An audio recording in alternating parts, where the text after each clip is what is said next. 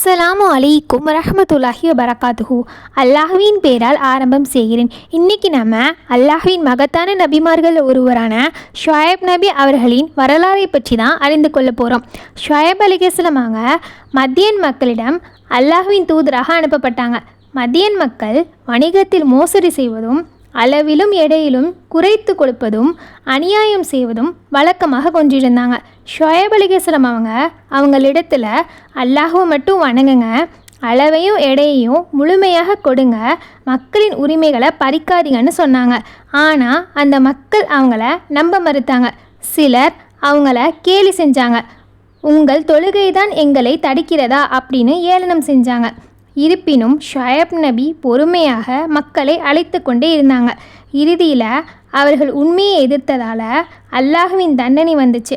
முதல்ல கடுமையான வெப்பம் ஏற்பட்டுச்சு. பின்னர் மக்கள் அனைவரும் ஒரு பெரிய மேகத்தின் நிழலில் கூடினர். அப்போது அல்லாஹ்வின் கட்டளையால் பூமி அதிர்ந்தது. மிகப்பெரிய சத்தம் எழுந்தது. அநியாயம் செய்தவர்கள் அழிக்கப்பட்டனர். ஆனால் ஷுஐப் நபி அவர்களையும் அவரை நம்பிய முஃமின்களையும் அல்லாஹ் பாதுகாத்தான்.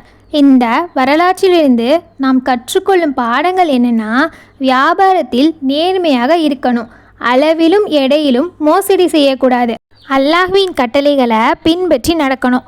பொறுமையும் உண்மையும் வெற்றிக்கு வழிவகுக்கும். அல்லாஹ் நமக்கு ஷுஐப் நபி அவர்களை போன்ற நல்ல பண்புகளை பின்பற்றும் பாக்கியத்தை தந்தருள்வானாக. ஆமீன். அஸ்ஸலாமு அலைக்கும் வரஹ்மத்துல்லாஹி வபரகாத்துஹு.